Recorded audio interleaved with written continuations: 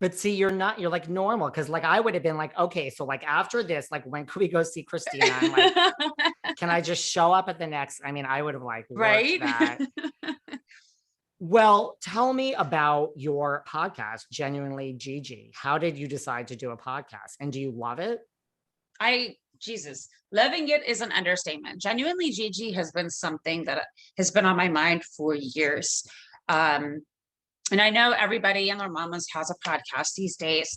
And that was another thing I was nervous about because I didn't know if I had enough respect from people to get the audience of the direction I wanted to head in with my podcast. So I gave it some time, and I have the best production company, Straw Hat Media, that they were like open to my platform. They're like, it's you.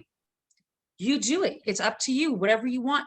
And I'm like, this is what I wanted. And I think that the world has seen enough of me to know that, yeah, I've been through a lot of shit. I've done a lot of bad things, but I also let you guys see my struggle to come out of it. And I got better. And now I'm walking around a better person. So let open those doors, because I have a lot of them. Like you said in the beginning, drugs and this and that, everything, you know, and this podcast, Genuinely Gigi, finally became that thing where let me have those conversations, those taboo, controversial conversations that I was labeled as a black sheep to society because I lived those.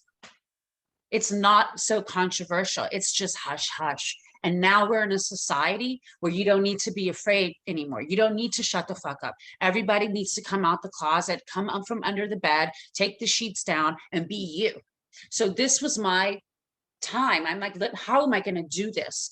And I thought, well, I need someone who's going to question what I'm saying. I need someone who's going to be the voice of the other part of society that's going to label me. And that's my best friend, Anita.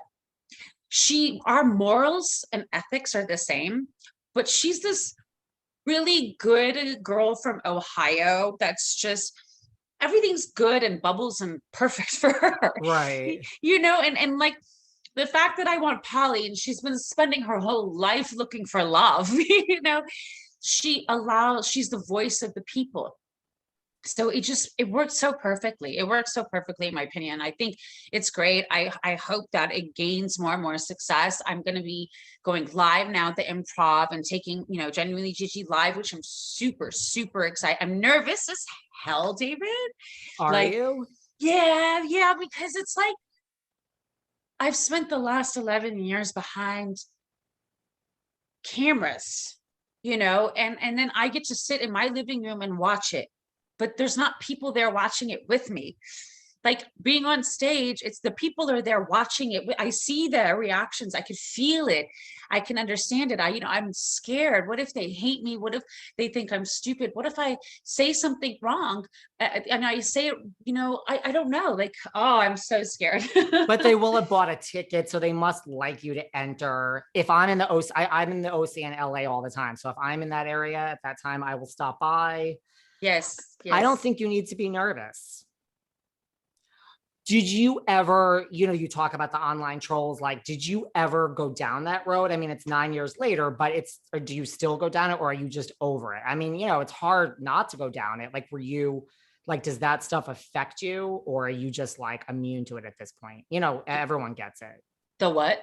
Just the online trolls. Like if you post something, like you get all your comments, like do things like that affect you? They do it to everybody, or do you just kind of brush that off? It used to affect me. It used to affect me a lot until I made my transition in life, and I started learning my power of intention. And then I started realizing my reactions are my issues. And I stopped caring what people were saying about me. Like I don't read my comments. My Instagram, I have it set up where I don't get notifications from other people. I don't get messages from other people unless I'm like following you. I don't care for the outside noise. It's just noise. And they're following me, and they take time to push buttons with their fingers. They take effort for their brain to accumulate words. They put punctuation, and I look at that as thank you. Like, I don't care what else you say. I don't care. I just saw all that effort you just put in for me. Thank you. I literally respond to every single person. I'm like, thank you for listening to the show. Thank you for Yeah, listening. I literally all day. And I'm like, we could keep going all day. Like, this doesn't bother exactly. me. Exactly. I'm there. It doesn't bother me at all. Who do you think would be the first person to have a baby in your group of friends on Shaw's? If like the next person who was gonna have a Um, baby. I would say Mike. Yeah, I think they're planning already. Maybe. I mean, they're already engaged. We saw that happen on the reunion. We Um, did. we saw that happen, and she's got two kids. She's very young, very, very young. So her body it can have babies for the next 20 years and she'll be fine. You know what I mean? So I don't know how his swimmers are. That's definitely something worth, going someone who went through IVF, it's very important. It's very important. It is important. What about, because you are accepting and it sounds like, you want, like you said, like baby Elijah to live his truth. So flash forward, we don't need him to date today, but flash forward, 18, 20 years, if he were to end up dating baby Shams Yeah. and you'd now be related to MJ, how would you feel about this? Well, good gracious. It would really depend on where I stand with MJ because right now, it's very much where it ended off, where everyone saw, which was a reunion where I agreed to making an effort more because she has been making efforts and I've been very dismissive. But the consistency I respect. So I said at the reunion, I'm gonna make an effort to reciprocate. So that's where we are. But I've seen so much shade. So I'll just be like, look, son, do you with baby Champs, okay? Stay away from Mama Vita Jr., MJ, okay?